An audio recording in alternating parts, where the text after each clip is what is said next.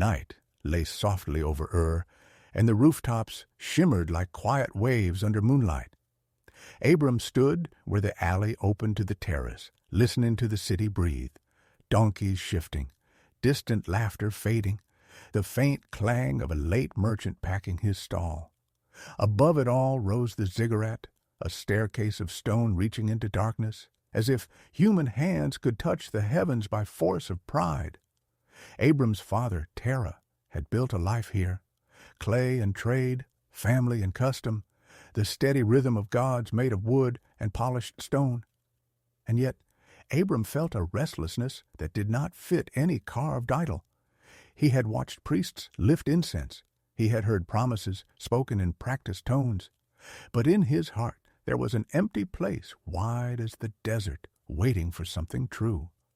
Sarai stepped beside him, her shawl pulled close against the cool air. "You're quiet again," she said, gentle but direct. She always spoke like that. No wasted words, no fear of silence. "I'm listening," Abram answered, surprising himself, because it was not the city he listened to. It was the stillness behind the noise, the space between one thought and the next. Below them, the street lamp flames trembled in the wind. Abram's eyes followed the smoke upward until it vanished. He imagined his life doing the same, rising, disappearing, leaving no mark. A man could work, marry, bargain, grow old, and the world would keep turning as if he had never existed. Then, without thunder or spectacle, a presence pressed into his awareness, clearer than moonlight, heavier than stone, kinder than any voice he had ever heard. It did not shout, it did not argue, it simply spoke into the center of him, and everything else fell quiet. "Go from your country to the land I show." Genesis 12:1. Abram's breath caught. He did not see a figure on the terrace. He did not feel a hand on his shoulder. But he knew the way a man knows his own name, that this was the living God, not made by craftsmen, not limited by walls. He turned to Sarai, and the words came out like a confession. "We are leaving." Her eyes searched his face. "Where?" "I don't know yet." Abram swallowed, tasting both fear and wonder. "But the one who called me, he knows." Sarai looked past him to the sleeping city, to the safe patterns of yesterday. Then she looked back at Abram, and something steady settled in her expression, like a lamp protected from wind. "If this is God," she said quietly, "then we will not be alone." Abram stared at the stars, countless and sharp, and felt a promise hovering just out of reach. A new story was beginning, one that would not be measured by walls or markets, but by trust. He did not yet understand the cost. He only knew the call had found him. And once a true voice speaks, the heart cannot pretend it never heard. Morning came pale and dusty, as if the sun itself hesitated to look upon Ur waking up. Abram moved through the courtyard with quiet purpose, tying ropes, checking water skins, counting sacks of grain. Each small task felt ordinary, yet every knot was a farewell. Terah watched from the doorway, older than his years, his eyes fixed on the road that led out of the city, like a question with no answer. Sarai carried what could not be replaced, small family cloths, a few keepsakes, the kind of objects that held memory more than value. Lot, eager and uncertain, tried to hide his excitement behind seriousness, but his footsteps were too quick. Servants murmured to one another, glancing at neighbors as if expecting someone to shout, "Stop!" No one did. The city was busy with its own plans. When the caravan finally rolled forward, wheels creaking, animals snorting, Abram felt the ground shift under his life. He did not know the map of what lay ahead. He only knew the caller was real, and real things demanded real movement. They traveled along the river paths first, where reeds whispered and water reflected the sky. Then the land hardened. Green gave way to bronze. The open spaces widened until the horizon looked like a blade. Some nights the wind carried distant music from camps they did not visit. Other nights it carried only silence, and silence asked Abram what kind of man he truly was. Sarai walked beside him more than she rode. "Do you regret it?" she asked once, not accusing, only searching. Abram looked at the stars, brighter now that city smoke was behind them. "I'm afraid," he admitted, "but I'm also alive in a way I wasn't before." In Haran they paused, a city of trade and crossroads. People there understood travelers, understood sudden decisions, understood that a man might arrive and still be looking over his shoulder for the past. Terah's strength faded in that place. The family settled for a season, and for a moment the road seemed to loosen its grip on Abram's heart. Then the presence returned, steady, patient, unmoved by delay. "I will make you a great nation." Genesis 12:2. The words landed like a fire that did not burn. Great nation? Abram had no child. Sarai's arms were empty, and the years had stacked up like stones. Yet the voice spoke promise as if it were already done. Abram gathered the household again. Some servants looked relieved to keep moving. Others looked frightened to leave what had become familiar. Lot packed quickly, as though destiny might depart without him. Sarai said little, but her eyes shone with the same guarded courage Abram had seen on the first night. They headed south, crossing ridges and valleys until the air changed, warmer, carrying scents of cedar and wild grass. Canaan rose before them, a land of scattered towns and ancient paths where strangers were watched and every well was precious. At Shechem, Abram stopped beneath tall trees and built a simple altar of stones. No carved image, no polished shrine, only an honest place to remember. The God who called him could also meet him here. He stood in the new land and felt both small and chosen. The road behind him was real. The road ahead was hidden. And somewhere in that hidden distance, God was writing a future that would outlive kings and cities alike. The hills of Canaan looked promising from a distance, soft ridgelines, scattered oaks, and valleys where morning mist clung like a veil.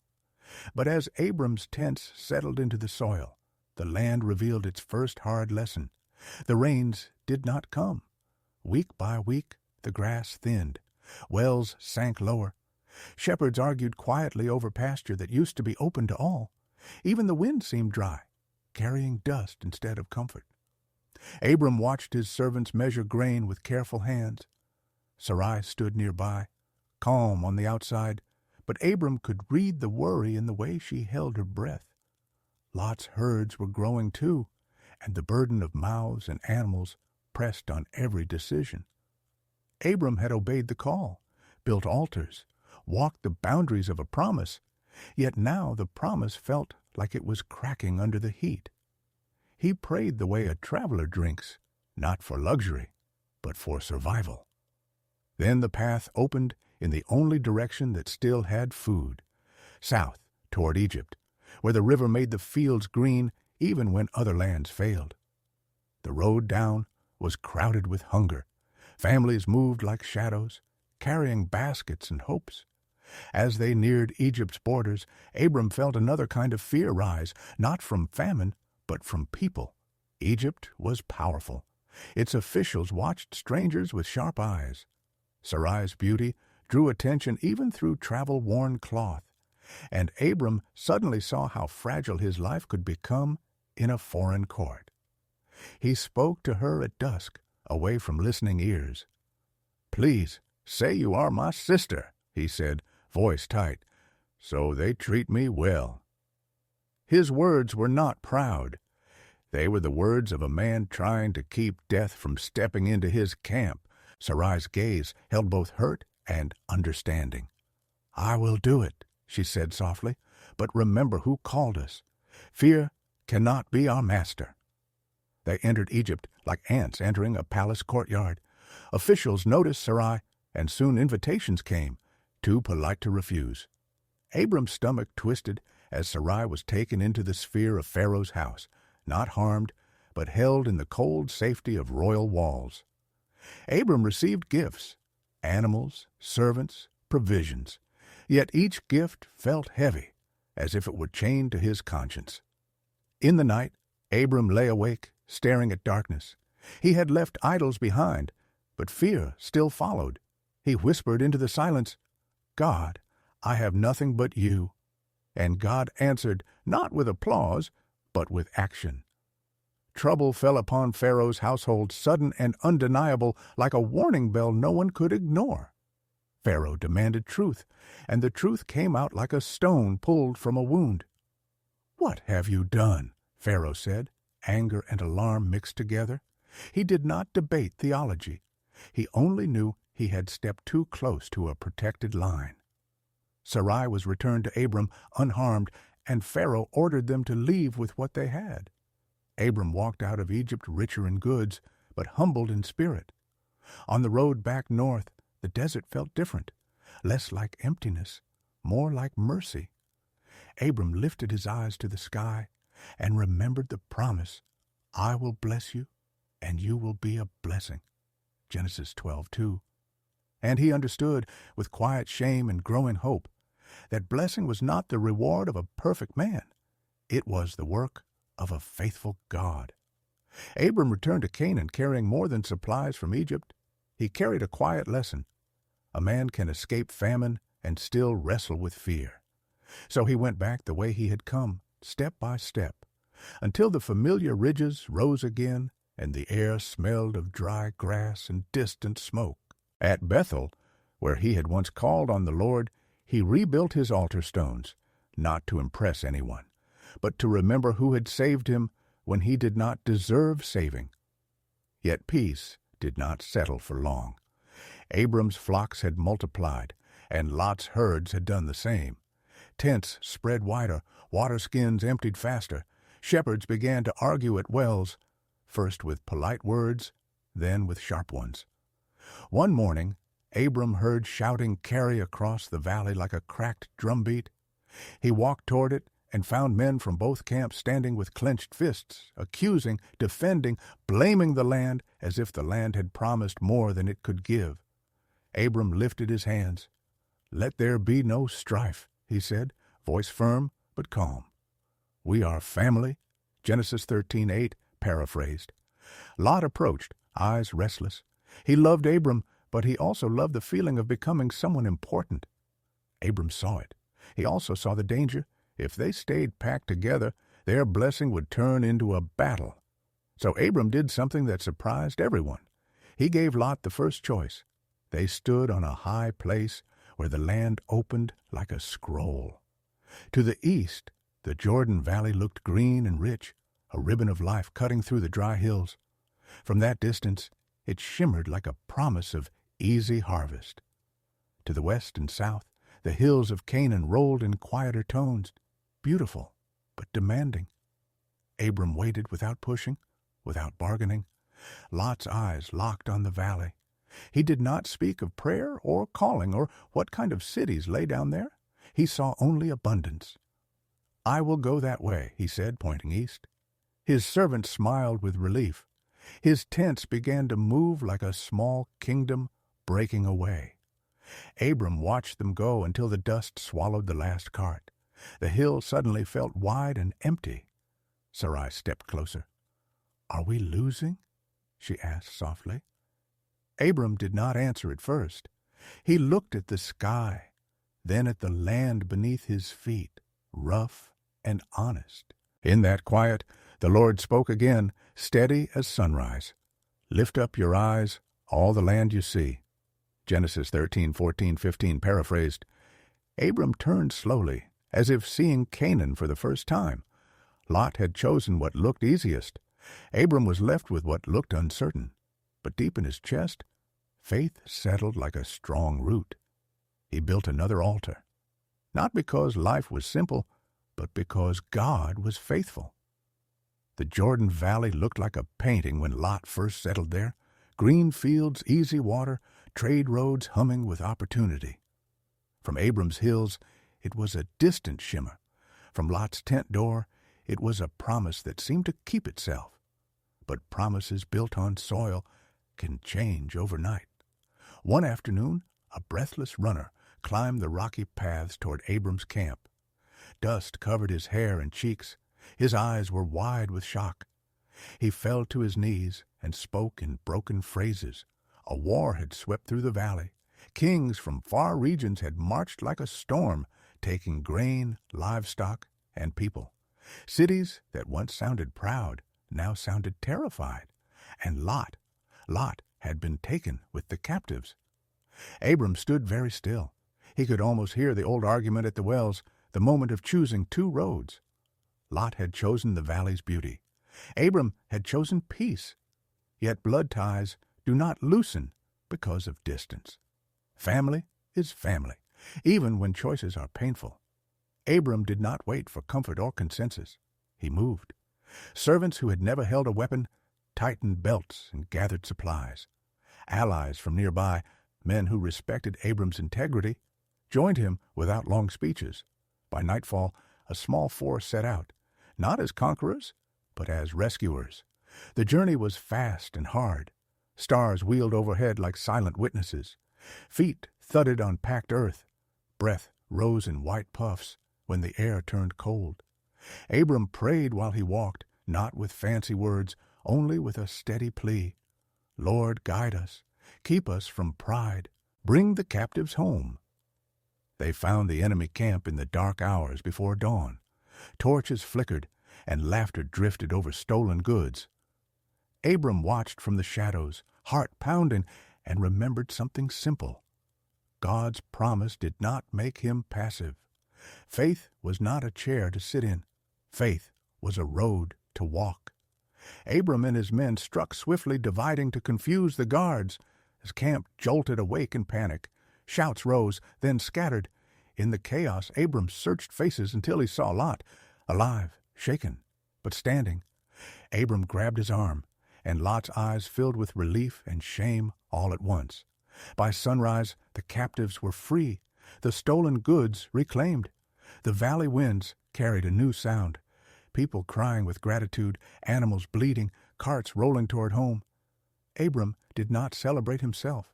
He only breathed, thankful. And as they returned, Abram sensed a deeper question approaching. When victory comes, what will claim your heart? Reward, reputation, or the God who called you? The road back to the hills felt lighter, yet Abram's shoulders carried a quiet weight. Behind him were freed families, recovered herds, and a victory that could easily turn a man's head. In the distance, the valley cities reappeared, smoke lines, watchtowers, gates opening like mouths, ready to speak praise. But Abram didn't crave praise. He only wanted his people safe and his heart steady. As the caravan slowed near Salem, a small procession approached. No loud drums, no glittering show of power. At its center walked a man with calm eyes and an unhurried step, as if peace itself had taken human form. His name was Melchizedek, king of Salem and priest of God Most High. He carried simple gifts, bread still warm and wine poured with care, not rewards for conquest, but strength for weary travelers. Abram accepted the bread, feeling its weight in his palm. In that moment, he understood something. Some kings take, this one served. Some rulers build fear, this one brought refreshment. Melchizedek lifted his hands and spoke a blessing that sounded older than the hills. Blessed be Abram by God Most High. Genesis 14:19 paraphrased. The words did not flatter. They aligned Abram's victory with heaven's purpose. Then Melchizedek added, God delivered your enemies into your hand. Genesis 14:20 paraphrased. Abram lowered his head. The desert night, the rushing plan, the trembling dawn, none of it had been his strength alone. The blessing named what Abram already felt. The living God had been present in the unseen spaces, guiding steps, bending danger away, holding lives together. Without drama, Abram gave Melchizedek a tenth of everything, not because anyone demanded it, but because gratitude needs a form. Giving was Abram's way of saying, this story is not mine to own. Soon after, another king arrived, the king of Sodom. His voice was smooth, his offer tempting. Keep the goods, give me the people. It sounded practical, even generous, but Abram heard the hidden hook. If he accepted, Sodom could later claim the credit. The world would whisper, Sodom made Abram great. Abram stood tall, not rude, not fearful. I have lifted my hand to the Lord, he said. I will take nothing. Genesis 14:22-23 paraphrased. He refused the glitter of easy gain. He refused a bargain that would blur the source of blessing. As the sun dipped low, Abram realized the greater victory was not the rescue in the valley. The greater victory was the choice in his own heart, to let God alone write his legacy. The camp was quiet, but Abram's mind would not rest. Victory had come and gone, and the hills had returned to their ordinary silence. Goats settling, a watchman shifting his spear, Sarai's lamp dimming behind the tent flap. Yet Abram lay awake as if the night itself were asking him questions. He had refused the king of Sodom. He had honored the priest king of Salem. He had done what felt right. And still, one ache remained, the promise of a future, a great nation, a name that would endure. But Abram's tent held no child's laughter, no small footsteps, no tiny hands reaching for his. Then the presence came again, calm, close, and unmistakable. Do not fear, I am your shield. Genesis 15:1. Abram sat up, heart beating fast. Lord, he whispered, what can you give me? I remain childless. His voice carried no rebellion, only honesty. A servant will inherit my house. Is this what you meant? Silence held for a breath, and then God answered in a way Abram could not control. Not with a lecture, not with an argument, with a picture. Abram was led outside, away from canvas walls and human measurements. The air was cool. The sky was vast. Stars spilled across the darkness like grains of salt thrown on black cloth. Look toward heaven. Count the stars. Genesis 15:5. Abram lifted his eyes and tried. 1, 2, 10, 100. His counting broke apart. There were too many. The more he stared, the more appeared, hidden behind the first layer of light. In that moment, Abram understood. God's promise was not limited by Abram's age, or Sarai's silence, or the math of the human body. Abram believed the Lord. Genesis 15:6 paraphrased. Faith did not erase his questions, but it steadied his feet. He believed not because he saw the child, but because he trusted the voice.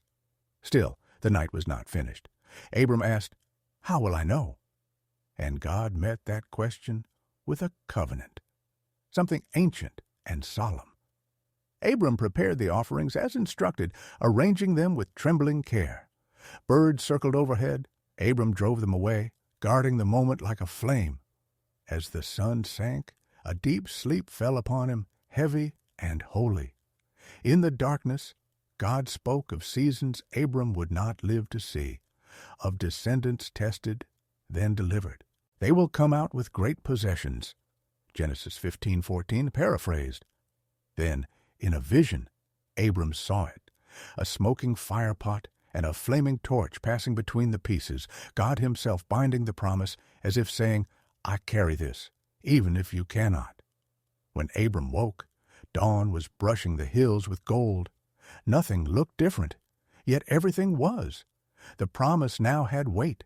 The future had a seal. And Abram, childless in the morning light, felt the first quiet certainty that heaven had already begun to write his family's name. Years passed like slow footsteps on a dry ground. Abram still rose early, still counted sheep, still built small fires in the evening wind, but inside the tent, silence had its own voice. Sarai watched mothers pass with children on their hips, and each laugh she heard outside felt like a door closing somewhere deep within her. One night, as the camp settled, Sarai spoke with a careful steadiness. The promise is real, she said, but time is not kind. Let us build a future with the hands we have. She brought Hagar, her Egyptian servant, into Abram's sight, not as a prize, but as a plan. Abram hesitated. He remembered the stars, the covenant, the certainty that had filled him. Yet waiting can make even strong faith feel thin. And so, with heavy steps, he agreed to Sarai's idea, hoping it would fit inside God's promise instead of replacing it. Hagar became pregnant, and the camp changed in a single season. Sarai's face grew tight, as if she carried a stone no one else could see. Hagar, once quiet, now walked with a new confidence that sometimes turned sharp. Eyes lingered, words became barbed, every task felt like a contest, every glance a verdict. Sarai confronted Abram, grief spilling into frustration. "This is on you," she said, shaking. Abram's own heart was tangled. Love for Sarai, concern for Hagar, confusion about what obedience looked like now. He tried to keep peace, but peace was slipping through fingers like sand. Soon, Hagar fled into the wilderness. The desert received her without kindness. Heat pressed down. The horizon offered no shelter. Her breath came fast. Fear and anger braided together. She had carried a child, and with it a new identity. But now she carried loneliness too. By a spring on the roadside, Hagar collapsed. Then she heard a voice unlike any human voice, gentle, clear, and unafraid of her pain. The angel of the Lord spoke her name, as if heaven had been watching all along. "Where have you come from?" Genesis 16:8 paraphrased. Hagar wept. She admitted her flight, her bitterness, her confusion. And the messenger did not dismiss her.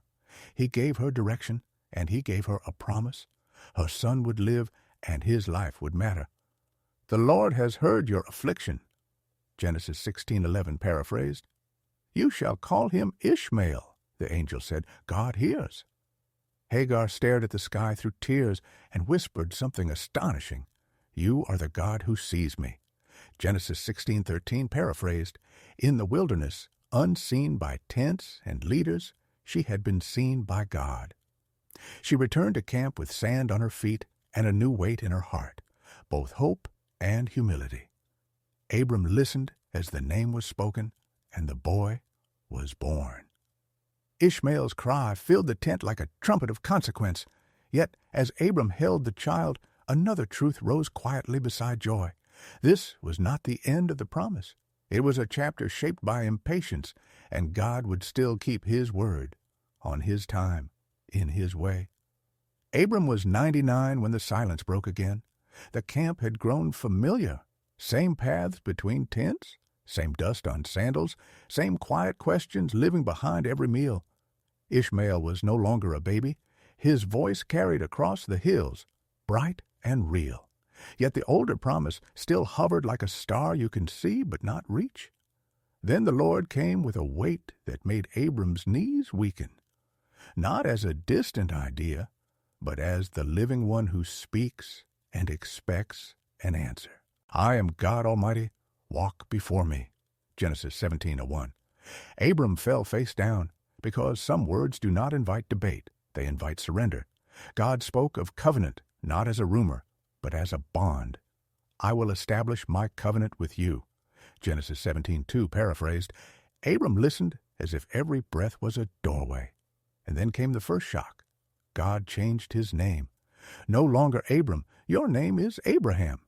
Genesis 17:5, father of many, a title too large for a man with no heir from Sarai, yet God placed it on him like a crown made of promise. Abraham swallowed hard. He had carried his old name through deserts and doubts. But God was not only guiding his steps, God was rewriting his identity. The future would not hang on what Abraham could produce, it would hang on what God would create. Then God spoke Sarai's name, and it changed too. Sarai shall be Sarah, Genesis 17:15, princess, not a woman defined by emptiness, but by destiny. God said plainly what Abraham had almost stopped hoping, "I will bless her, and she shall bear a son." Genesis 17:16 paraphrased. Abraham laughed, an honest, trembling laugh, half wonder and half disbelief. He bowed low, covering his face as if laughter could be hidden from heaven. "Will a child be born to us?" Genesis 17:17 paraphrased. His mind tried to protect him with numbers and logic, But God answered with clarity that cut through every calculation. Sarah shall bear you a son, Isaac. Genesis 17:19. Isaac. Laughter.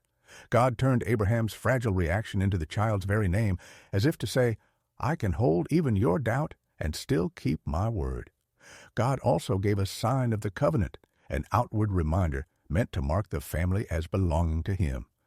Abraham accepted it with trembling obedience, not as a token of pride, but as a seal of trust. That night, Sarah sat near the lamp and studied Abraham's face. He looked the same, but something had shifted behind his eyes, like a man who has been renamed by truth. Outside, the desert wind moved gently through the camp. Abraham stared upward at the stars and whispered the new name of hope, Isaac. And for the first time in years, waiting did not feel like punishment. It felt like preparation. The heat of the day lay heavy on Mamre, the kind of heat that makes even shadows feel tired.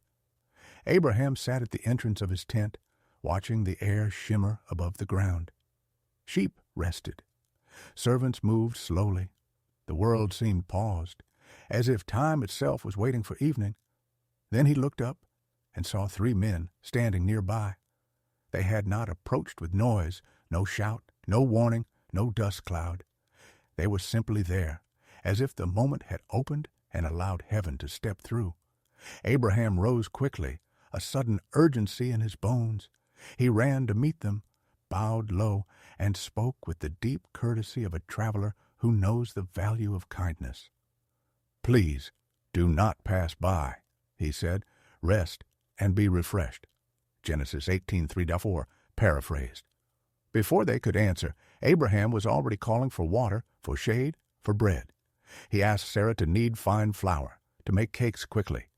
He chose a tender calf and gave it to a servant to prepare. There was no bargaining, no half-measure hospitality. Abraham served as if the guests were more than guests, as if the act of honoring them was itself a holy thing. Soon the simple meal was set, warm bread, curds, milk, and meat. Abraham stood nearby while they ate, not like a man trying to impress, but like a man grateful to have a purpose in the middle of waiting. One of them looked toward the tent. "Where is Sarah, your wife?" he asked. The question landed softly, yet it carried weight. "She is in the tent," Abraham replied, heart tightening. In that culture, the tent was a world of its own, private, protected. Yet somehow Abraham felt there was no true distance here. Whoever this was, they saw through fabric, through years, through sorrow. Then came the words that changed the air. "I will surely return, and Sarah shall have a son." Genesis 18:10, paraphrased. Inside the tent, Sarah heard it. She did not step out. She did not laugh aloud, but her heart laughed, sharp, wounded, and weary. She knew her age. She knew the long history of disappointment. Hope had visited too many times and left without staying. "So I am to have pleasure, now I am old?" she thought, and the laughter rose again, private and bitter. Genesis 18:12, paraphrased. The visitor's voice turned gentle, yet it carried a clean authority. "Why did Sarah laugh?" he asked. Sarah's breath caught. She had not spoken. She had not shown her face. Still, the question found her like light slipping under a door. Sarah stepped forward, half hidden by the tent flap. "I did not laugh," she said, afraid of being exposed, but the answer came, quiet and firm. "No, you did laugh." Genesis 18:15, paraphrased. Then the words that hung in the air like a banner, "Is anything too hard for the Lord?" Genesis 18:14. Sarah stood still. Abraham felt his eyes sting. It was not a rebuke meant to crush them. It was a key, meant to unlock a door they had kept shut for years. The promise was not asking for their strength. It was asking for their trust. As the visitors prepared to leave, the sun dipped slightly, and a breeze moved through the oaks. Abraham watched them walk away, and something inside him settled. The God who named him father of many was not teasing. He was near, and the waiting season was about to turn. The three visitors walked away from Abraham's tent as the afternoon light softened, but Abraham did not return to his seat. Something in the air had shifted. Their steps turned toward the valley where cities sat like bright stones, busy, loud, confident. Abraham watched them go, and his heart tightened, because he sensed the Lord was not only visiting to promise a son, he was also coming to weigh a city. A quiet dread rose in Abraham, not for himself, but for people who did not know what was coming. He remembered Lot living down there near those gates, near those voices, and he remembered what God had called him to be, not merely blessed, but a blessing. The Lord's words came like a solemn report. The outcry is very great. Genesis 18:20, paraphrased. It was not gossip. It was not rumor. It sounded like a judge describing evidence, like truth that had been patiently recorded for a long time. Abraham stepped forward, alone in the open, as if he were approaching a throne. He did not come with demands. He came with trembling courage. Will you sweep away the righteous with wicked? Genesis 18:23. His voice carried respect, but also urgency. The urgency of a man who knows justice must be true, yet mercy must be possible. He began to speak in careful numbers, like someone handling fragile glass. If there are 50 righteous, will you spare it? Genesis 18:24, paraphrased. He waited, almost afraid to breathe. The answer came steady. Yes, for 50, the city would be spared. Abraham's shoulders loosened, yet he continued, because love does not stop at the first relief. I am only dust and ashes, he said, choosing humility like armor. What if 5 are lacking? Genesis 18:27-28, paraphrased. The Lord answered again. He would spare it for 45. The bargaining went on, each step smaller, each request bolder, yet never careless. 40, 30, 20. Abraham felt his own heartbeat in his ears. He was not negotiating with a merchant. He was pleading with the Holy One. And still, God allowed the conversation. God listened. Finally, Abraham reached the edge of his courage. Let not the Lord be angry, he whispered. What if 10 are found? Genesis 18:32, paraphrased. The answer came like a door held open. For 10, the city would be spared. Then the presence withdrew, not in coldness, but in completion. The conversation had ended, but something had been revealed. The judge of all the earth is just, and his justice is not rushed, his mercy is not small. Abraham stood alone beneath the sky, staring toward the valley. He could not see hearts from this distance. He could not count righteous people behind stone walls. But he had done what faith does when it cannot control outcomes. He had prayed, pleaded, and placed the matter into God's hands. As evening shadows stretched across Mamre, Abraham returned to his tent with a heavier silence than before. Yet within that silence was a strange hope. If God welcomed intercession, then mercy was real, and the story of judgment was never told without the possibility of grace. The morning after Abraham's prayer felt strangely ordinary. The goats still needed water, the tents still needed mending, yet Abraham kept glancing toward the valley as if the wind might bring an answer. By noon, the sky over the plain looked brighter than usual, hazy, almost white. Sarah noticed his silence, but she did not press him. Some questions are too heavy for casual talk. Far below, the cities of the valley carried on with their busy confidence. Traders moved through gates. Voices rose in the streets. Lot sat near those gates, trying to live as a stranger among people who measured life by appetite and advantage. He had a family now, a home, neighbors who knew his face. Yet something inside him stayed unsettled, like a tent peg that never fully holds. That evening, 2 visitors arrived in Sodom.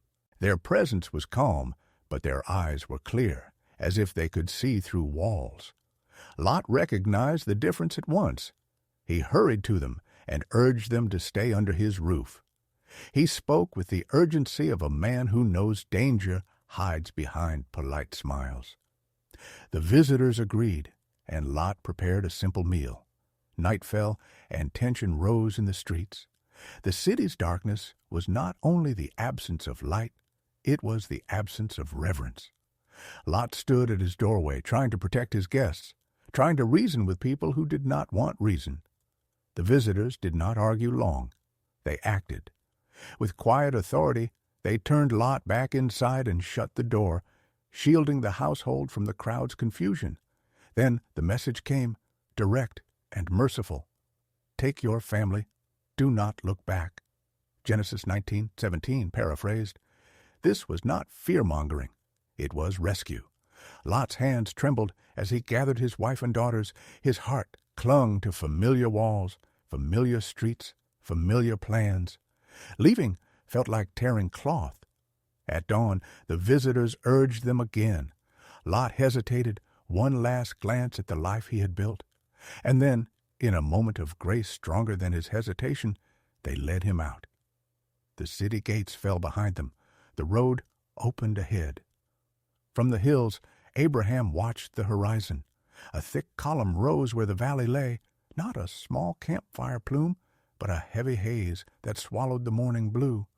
Abraham's chest tightened. He did not celebrate. He only stood, steady and sorrowful, understanding that judgment is never entertainment. It is a holy sorrow over what could have been. Yet mercy had moved through the smoke. Lot escaped, breathless and shaken, into the shelter of the hills. And Abraham, seeing the distant haze, remembered the promise he had spoken to God with trembling lips. If mercy could be found, God would make a way. Abraham left the smoky horizon behind and traveled south, seeking quieter ground. The land near Gerar felt calmer, open fields, scattered wells, a steadier rhythm of trade. Yet Abraham carried a private weakness, like a hidden crack in a jar. He had seen kings, wars, and miracles, but fear could still whisper in the night. When the local ruler's men asked about Sarah, Abraham answered with an old, protective half-truth. "She is my sister," he said, hoping to keep danger away. It was the same shortcut he had taken in Egypt, the same attempt to manage outcomes with his own hands. News of Sarah's beauty reached King Abimelech, and she was brought into the royal household. No harm came to her, but the separation struck Abraham like a cold wind. He sat outside his tent as the sun fell, staring at the dust on his palms, hearing again the Lord's promise, and feeling the shame of repeating an old mistake. That night, God came to Abimelech in a dream, clear, direct, and terrifying in holiness. The message cut through royal power like light through cloth. The woman was married, and heaven was watching. Abimelech woke in fear, not because his throne was threatened, but because he had stepped into a matter God called sacred. At dawn, he summoned Abraham. His voice carried controlled anger and genuine confusion. "What have you done to us?" Genesis 29, paraphrased. Abimelech's question was not mere politics, it was moral alarm. Abraham lowered his gaze. He tried to explain. He feared there was no reverence in the place, feared he would be killed, feared the promise could be crushed by human hands. But God's protection had already moved. Abimelech returned Sarah with honor, offered sheep and cattle, and allowed Abraham to live freely in the land. Then he asked for something unexpected: prayer. Abraham stood before the king and felt the weight of responsibility. His choices had sent ripples into another household. He could not undo the fear he had followed, but he could turn toward God now with sincerity. He prayed, and God healed Abimelech's house. Doors that had been closed opened again, and peace returned like rain after heat. That evening, Sarah sat beside Abraham, her face steady, her eyes deep with unspoken emotion. Abraham did not offer excuses. He offered a quieter vow, to trust the promise-giver more than his own schemes. And somewhere beyond their tents, the future waited. Isaac, laughter, the child who would prove that God's word does not depend on a man's courage, but on God's faithfulness. The season turned, and the air around Abraham's camp softened. Nights were no longer sharp with cold, and mornings carried a faint sweetness, like new grass daring to appear. Sarah moved slower now, one hand often resting on her belly as if to remind herself this was real. For years she had carried an invisible weight, questions, shame, the ache of unfulfilled hope. Now she carried life, and every heartbeat felt like a miracle with skin. Abraham tried not to stare, but he did. He would watch Sarah pour water or sit by the fire, and his eyes would fill with quiet wonder. The promise had sounded impossible when it first came. Then it sounded delayed. Then it sounded like a story meant for someone else. Yet here it was, walking through the camp in Sarah's footsteps. When the time came, the tent became a small world of hushed voices and steady hands. The women worked with practiced calm. Outside, Abraham paced, then stopped, then paced again. He had faced kings and battle lines, but nothing shook him like the fragile mystery behind that canvas wall. He whispered prayers that were not polished, only urgent. Lord, keep them. Lord, be near. And God was near. At last, a cry pierced the tent, not a cry of sorrow, but the bright, demanding cry of a newborn. Abraham froze, as if the sound had struck him like lightning. Then laughter rose from inside. Sarah's laughter, not bitter, not private, but full and open, like a door finally thrown wide. God has made me laugh, she said, voice trembling with joy. Everyone who hears will laugh with me. Genesis 21:6 paraphrased. They placed the child in Abraham's arms. His skin was warm, his fingers tiny, his eyes still learning light. Abraham stared down and felt the years fall away. He remembered the night sky and the stars he could not count. He remembered the covenant fire passing through the darkness. He remembered every moment he tried to help God by fear or by shortcuts. And he felt the gentle correction of grace. God had kept his word without needing Abraham to force it. They named him Isaac. Laughter. On the 8th day, Abraham obeyed the covenant sign, sealing the promise into the rhythm of their family. Servants smiled. Neighbors whispered. Even the wind seemed to carry the news across the hills. The impossible had happened in an ordinary tent. That evening, Abraham stood outside with Isaac against his shoulder, watching the sunset spill gold over the land. He did not feel finished. He felt begun. Because when God gives a promise, he does not merely add a blessing, he rewrites the future. The day Isaac was weaned, Abraham made a feast that felt like sunrise after a long night. Tents opened, bread was broken, and the camp filled with simple music, hand claps, laughter, the hum of grateful voices. Sarah watched Isaac toddle between rugs and water jars, his curls catching the light. Every small stumble was a victory. Every giggle sounded like God keeping time. Yet joy has a way of revealing what has been buried. Ishmael, now a teenager, stood at the edge of the celebration, half in the circle, half outside it. He had grown up in Abraham's camp, learned the routes to wells, learned how to read a face before a word was spoken. He looked at Isaac and then at Sarah, and something hard flashed across his expression, too quick to name, too sharp to ignore. Sarah noticed. She did not call it just boys. She had waited too long to treat danger lightly. The promise had finally arrived, and she would not let it be swallowed by rivalry. She went to Abraham, her voice steady, but urgent. "Send Hagar and her son away," she said.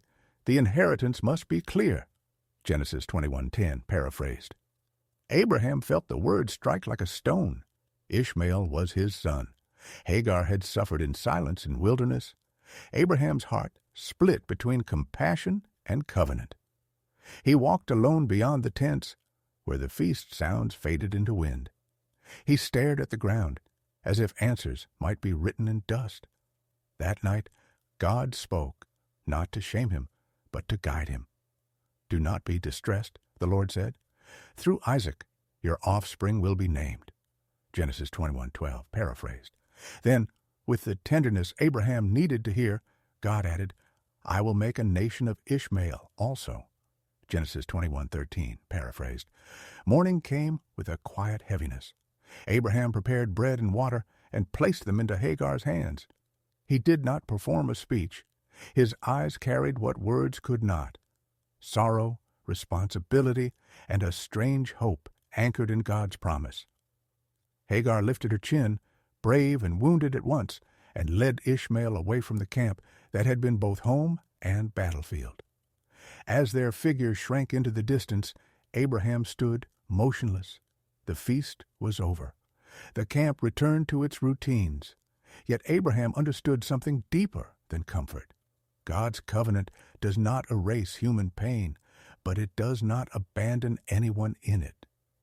The Lord who promised laughter to Sarah would also keep watch over the ones walking into the unknown. Hagar walked until the sand seemed endless. The bread grew lighter in her hands, the water skin lighter on her shoulder, and the sun heavier on her back.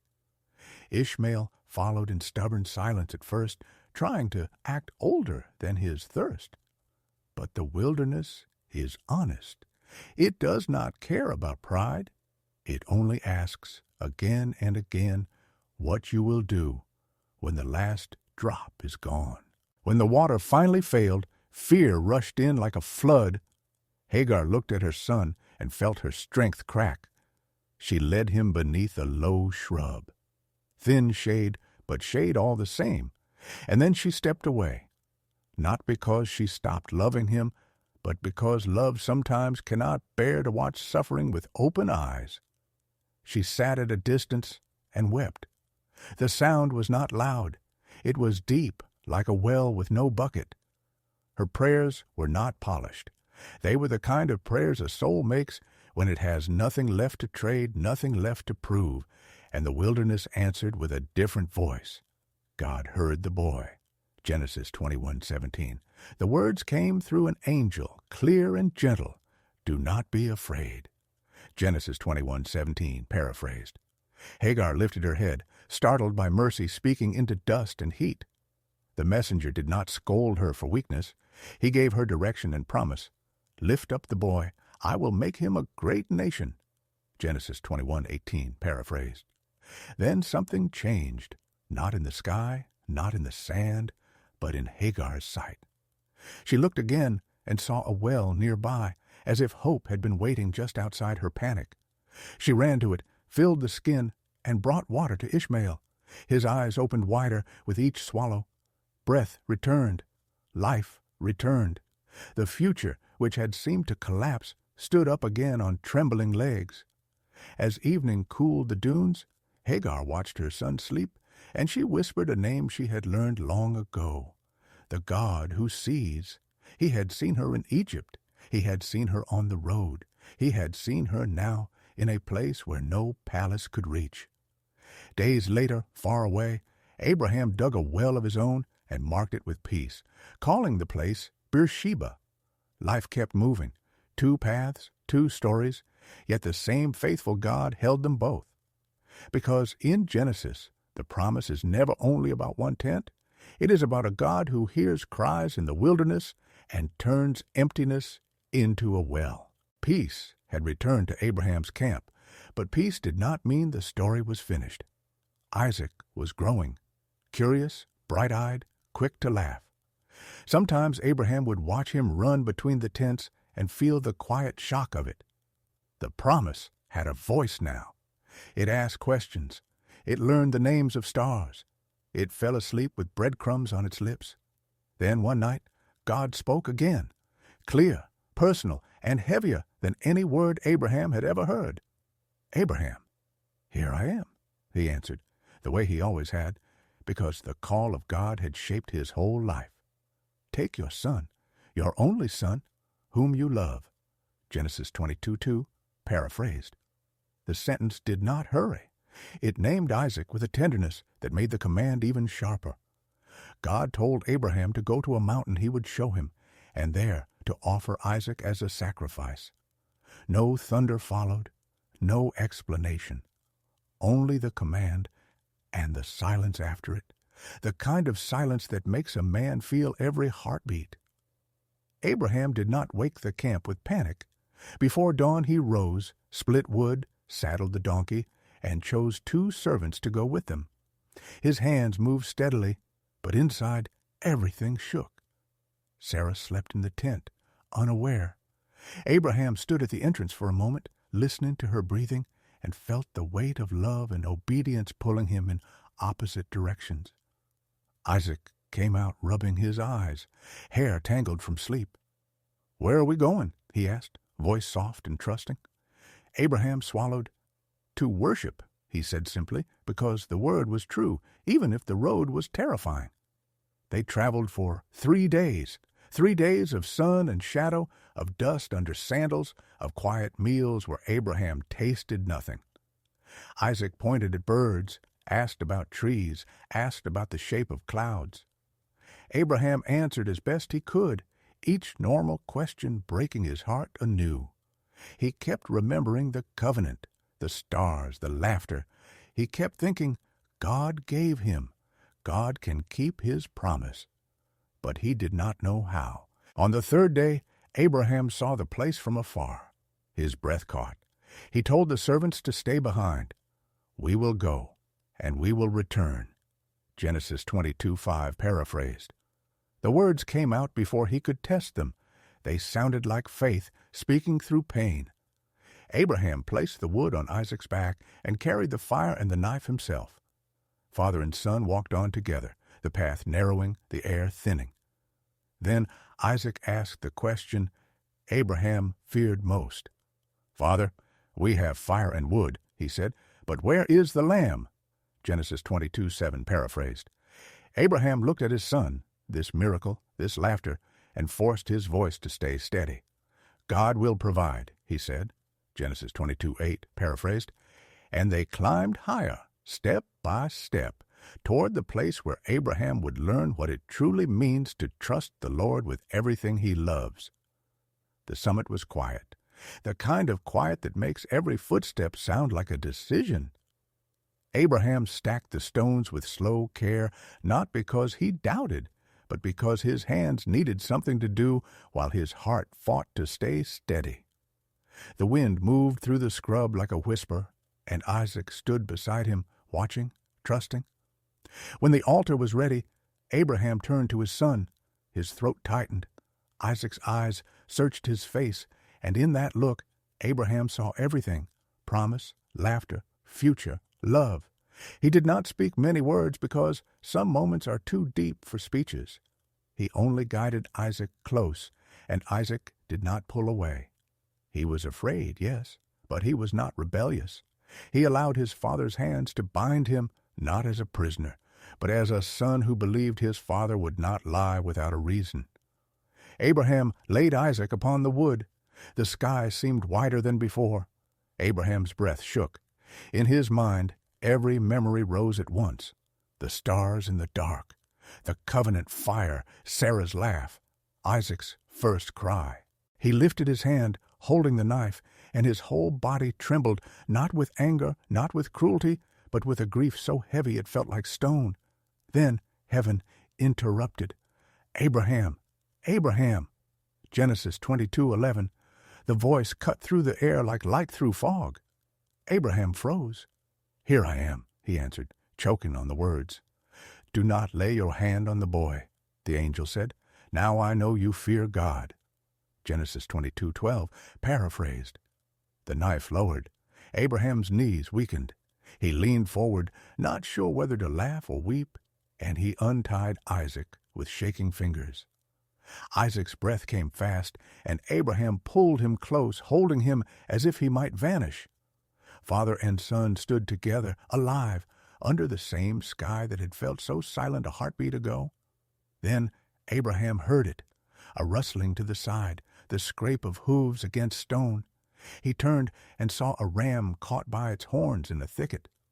The sight landed in him like mercy made visible.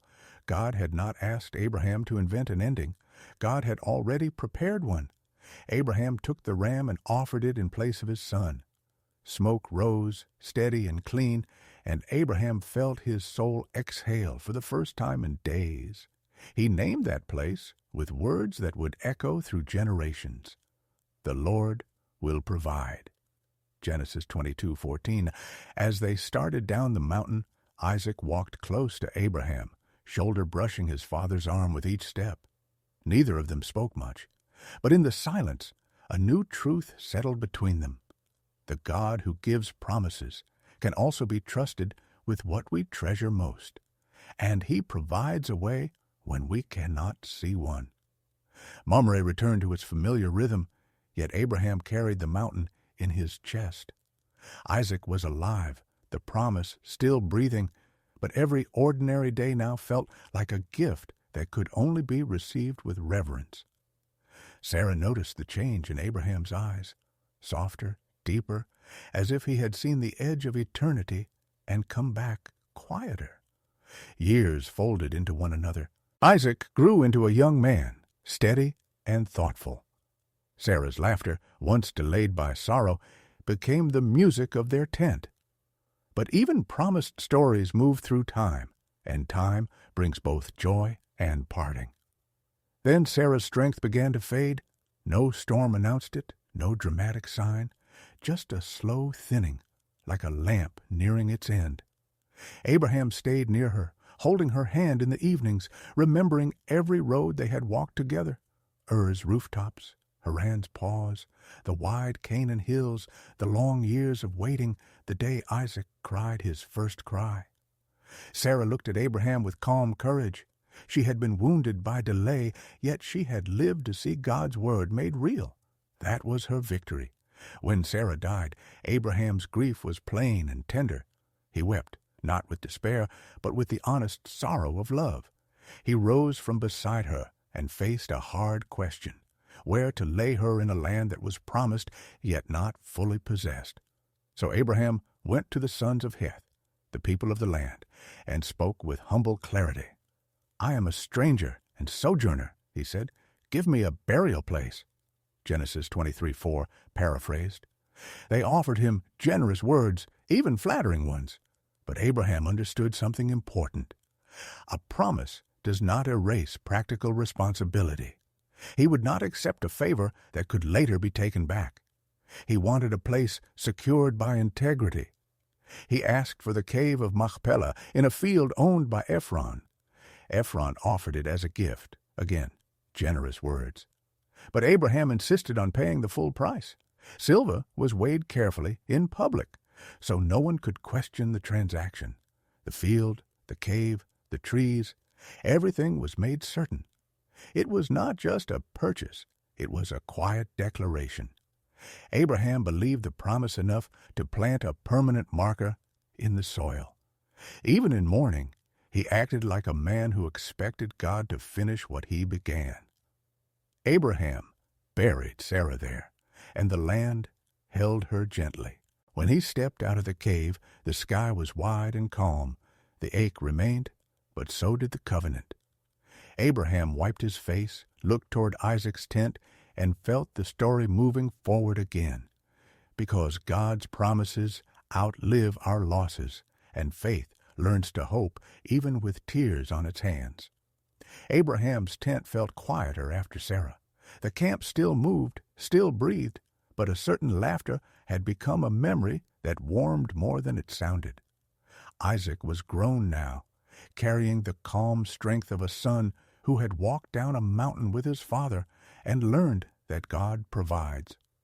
One evening, Abraham called his oldest servant, the one who had seen every road and every turning point. Abraham's voice was gentle, but it held purpose. "Do not take a wife for my son here," he said. "Go to my kindred." Genesis 24:3-4, paraphrased. It was not prejudice that guided him. It was faith. Abraham wanted Isaac's home to be built where the God of the covenant was honored, not where idols would slowly reshape the heart. The servant took gifts and traveled far, carrying Abraham's trust like a sealed letter. At a well, he prayed a simple prayer for guidance, then watched as a young woman approached with steady hands and a generous spirit. She offered water not only to him, but to his animals too. Kindness that cost effort, given without performance. The servant's heart tightened with awe. Providence had a familiar signature. Her name was Rebecca. When she agreed to go, the road back felt like a river flowing toward its source. Isaac met her in the field near evening, and the story felt quietly right, as if the promise was stitching the next generation into place.